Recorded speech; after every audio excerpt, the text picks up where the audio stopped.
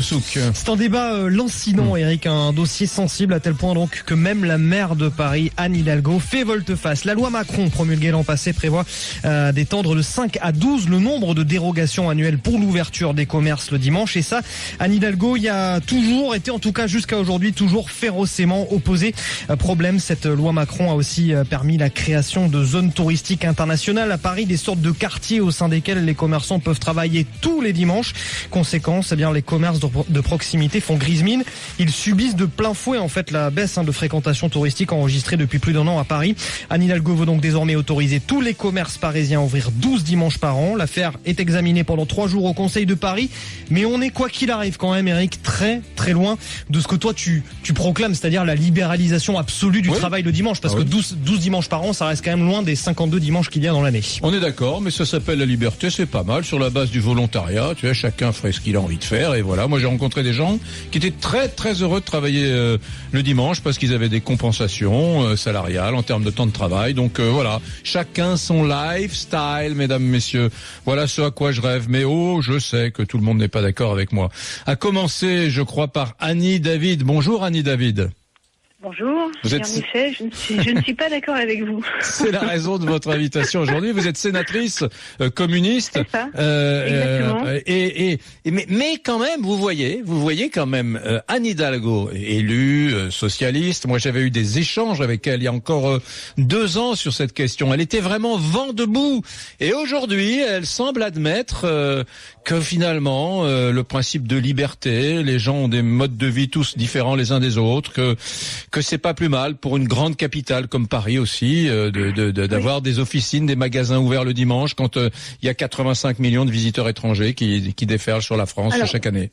Alors, si vous permettez, c'est vrai que chacun a des modes de vie différents les uns des autres, mais c'est surtout le mode de vie des gens qui ont beaucoup d'argent qui impacte le mode de vie des gens qui n'ont pas beaucoup d'argent. Donc déjà ça... moi, expliquez-moi.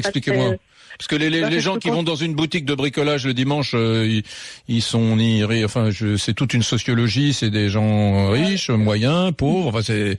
Je suis d'accord avec vous. Sur les magasins de bricolage, je suis bien d'accord avec vous, mais la plupart du temps, les modes de vie sont quand même impactés d'une manière beaucoup plus défavorable pour les personnes qui sont bien obligées de travailler le dimanche. Donc à partir du moment où on vous dit qu'il y a des compensations le dimanche, qu'on est content de travailler parce qu'on est mieux payé, etc., c'est bien qu'on a besoin d'argent. Donc moi je pense que si on a besoin d'argent, c'est que les salaires sont pas assez élevés et c'est qu'aujourd'hui dans notre pays, des gens travaillent pour ne pas pouvoir vivre dignement. Donc c'est ça qui n'est pas normal. Oui, on a besoin d'argent, vous savez bien que tout le monde court après l'argent, y compris les gens très riches. Paradoxalement, la richesse ne soigne pas cette maladie. Vous savez très bien que tout le monde...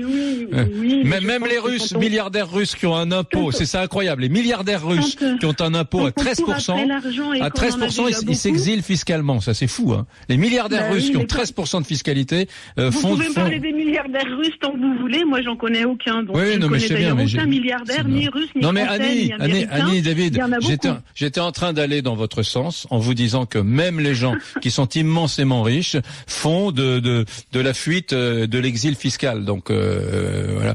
Je suis bien d'accord avec vous que les gens riches ils font de l'exil fiscal et du coup ça fait des budgets en moins pour les budgets nationaux de chacun des pays. En France, c'est plus de 80 milliards d'évasion fiscale. Donc effectivement, ça c'est un sujet, mais le sujet du travail du dimanche, c'est aussi que des gens sont obligés d'aller travailler le dimanche parce qu'ils n'ont pas des salaires suffisamment élevés pour pouvoir vivre dignement avec leurs enfants, pour pouvoir partir en vacances, pour pouvoir se payer des loisirs. Et quand on a beaucoup d'argent et qu'on court quand même après l'argent, je pense qu'on court pas pour les Mais alors, moi je me souviens d'une histoire qui m'a été racontée et vérifiée d'ailleurs dans cette émission il y a 2-3 ans.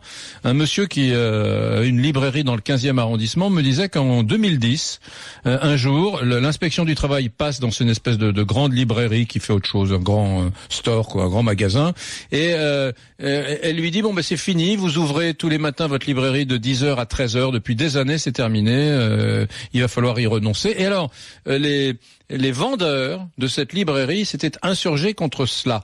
Et un jour, passe dans la librairie un monsieur, un peu rondelet, un peu rondouillard, et qui vient acheter son journal comme tous les dimanches. Et alors les vendeurs lui disent « Monsieur, regardez, c'est scandaleux, on va fermer notre librairie. » Et ce monsieur dit Eh bien, écoutez, je vais signer votre pétition pour qu'elle reste ouverte. Ce monsieur était premier secrétaire du Parti socialiste. Il s'appelait François Hollande. Il n'était pas encore président de la République, mais il avait signé la pétition dans la petite librairie à côté de chez lui, dans le 15e arrondissement, pour qu'elle demeure ouverte. Et le plus singulier, Annie David, si je vous raconte cette histoire, c'est que les 5 ou 6 vendeurs qui travaillaient le dimanche, c'était une grosse boutique, hein.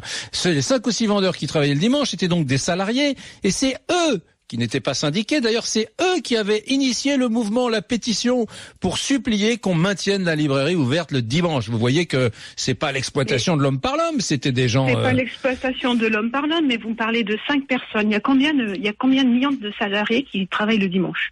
Aujourd'hui, dans les hôpitaux, il y a des gens qui travaillent le dimanche. Oui. Dans les transports, il y a des gens qui travaillent le dimanche. Dans plein de métiers d'urgence, il y a des gens qui travaillent le dimanche. Sauf qu'il y a aussi beaucoup de gens, et ils sont beaucoup plus nombreux d'ailleurs, qui ne travaillent pas le dimanche. Dans les grandes surfaces de bricolage ou d'alimentation, dans les magasins de meubles. Voilà. Et tous ces gens-là, demain, vont être obligés d'aller travailler parce que... pas tous, ceux qui voudront. Il n'y a pas besoin de tout le monde le dimanche. Comment pouvez-vous croire que ceux qui ne veulent pas y aller et à qui on va demander d'y aller pourront refuser? Mais parce que la loi va les protéger. Vous savez, on a une loi très protectrice en France. Ouh là là, très protectrice. Alors ça, c'est pas vrai. Ça, c'est pas vrai. Mais ça, vous le savez très bien. Tout le monde dit qu'on a le code du travail le plus épais de l'humanité tout entière. Vous voudriez plus de protection? Le code civil? Oui. Vous avez vu le code civil? Vous avez vu le code du commerce? Il est encore plus gros que celui du travail. Donc c'est pas la grosseur d'un code qui fait sa capacité à protéger ou pas des salariés, hein, puisque dans le code du travail il y a aussi toutes les jurisprudences qui sont rajoutées. Mais parce que je comprends pas la position. Franchement, Annie, je comprends pas la position. C'est comme les syndicats qui, au moment, souvenez-vous, dans les boutiques de parfums des Champs-Élysées, il y a 2 ou 3 ans, moi je me souviens d'avoir vu une gamine qui pleurait sur les Champs-Élysées parce qu'on avait fermé une enseigne de parfums, parce qu'elle aimait travailler le dimanche. Elle était révoltée contre ça. Je me souviens. Et pourquoi est-ce que jamais les syndicats n'ont dit mais effectivement vous êtes des salariés comme d'autres, vous souhaitez travailler le dimanche, nous, organisation syndicale, nous pouvons entendre cela. Nous pouvons entendre cela. Elle aimait ça parce que qu'elle souhaitait travailler le dimanche, peut-être parce qu'elle faisait d'autres trucs, parce qu'elle avait ce style de vie. Payée double et qu'elle avait de la compensation. Qu'elle avait un salaire à la hauteur. Ça me paraît être une bonne raison. Oui, bien sûr, mais c'est une bonne raison quand on est mieux payé. Mais sauf que si elle était mieux payée en travaillant dans des horaires à peu près ordinaires, je pense qu'elle n'aurait pas envie d'aller travailler le dimanche. Vous savez, le dimanche, moi qui suis aujourd'hui sénatrice, mais qui suis aussi maman, le dimanche, il y a plein d'activités avec les enfants à faire. Quand ils font du sport, quand ils font Moi, je suis papa, je travaille le dimanche à BFM TV tous les dimanches. Je vois mes enfants le dimanche matin, mais je les vois aussi les autres jours de la semaine. Je pense que vous n'avez pas tout à fait le même salaire que secrétaire d'une grande. Non, mais je vous assure que c'est pas une histoire de salaire, ça change rien du tout, parce que c'est facile de faire vous faites du racisme social. Vous faites du racisme social. Non mais attendez, j'ai ce salaire-là, mais il y a 15 ans, je n'avais pas ce salaire-là, et puis j'ai aussi, je vais pas vous raconter ma vie, mais jusqu'à 30 ans, j'avais un salaire minable. Pour autant, je vous assure, ma position n'a pas changé sur le sujet. Moi, depuis que j'ai commencé à travailler, j'ai toujours refusé de travailler le dimanche. Donc voilà, on a chacun son histoire. Mais vous avez raison. Mais vous avez raison. Mais on a chacun son histoire, on a chacun sa vie. Non, mais donc ça, je vous comprends. Je suis pas favorable. Je vous comprends, Annie. Magasin le dimanche. Mais vous êtes libre. Je pense que on a d'autres choses à faire le dimanche. Vous savez, c'est pas nouveau. Ça date de 1906, la loi de fermeture de ne pas travailler le dimanche. Et à l'époque, c'était pour une raison de salubrité sociale. Ouais, mais bon, Annie David, liberté, égalité, fraternité. Dans liberté, égalité, fraternité, il y a liberté de vos électeurs. Il y a des électeurs communistes qui ont peut-être envie de travailler le dimanche, qui nous écoutent, peut-être, certains. Ils pourront cela. Ils pourront travailler le dimanche, puisque de toute façon, il y a des ouvertures qui sont proposées, et ceux qui voudront travailler aujourd'hui, vous y êtes favorable aux ouvertures qui ont été proposées par la loi Macron? Non, je n'y suis pas favorable. Je n'y suis pas favorable. Après, chacun est libre, en effet, d'avoir envie d'aller travailler le dimanche. Moi, je pense que ce n'est pas une bonne chose. Si on veut garder un peu de lien social, si on veut garder un peu d'activité sociale, activité culturelle, et que les familles puissent se retrouver au moins une fois dans la semaine avec tous un jour de congé commun.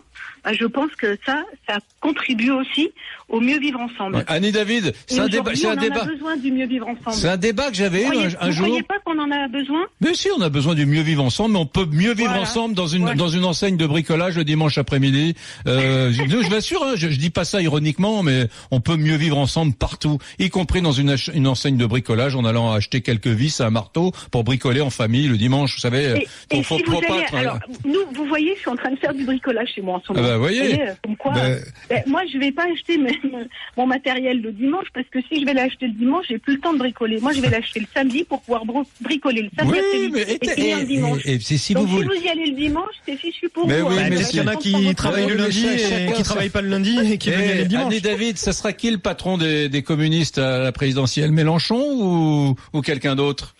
Ah ça on verra, parce que les communistes doivent voter les 24, 25 et 26 novembre. Donc là, les délégués de la conférence nationale ont fait un choix. Ouais, mais là ils devront faire un aussi. Il s'est pris un vent, Mélenchon. Hein. Moi je pensais que ça serait le patron de la gauche, mais là les communistes sont pas de cet avis. Hein. Ils veulent pas de Mélenchon. Non, mais c'est surtout que Jean-Luc ne veut pas être le patron des patrons de la gauche. Il veut pas faire de rassemblement. Il veut pas faire de rassemblement. Donc après. Donc après, s'il veut faire du rassemblement, il peut être le patron des patrons de la gauche, mais s'il veut pas se rassembler, il pourra pas être le patron des patrons de la gauche. Ça serait qui votre candidat idéal à vous à la présidentielle de 2017, vous qui êtes sénatrice communiste? Celui ou celle qui est capable de rassembler toute la gauche. Ouais, bon, vous m'avez pas vraiment répondu. Eh ben non. Je fais un peu de la politique, vous savez. Vous avez raison. Bonne journée, Annie David. Merci à vous. Au revoir. Au revoir. Annie David.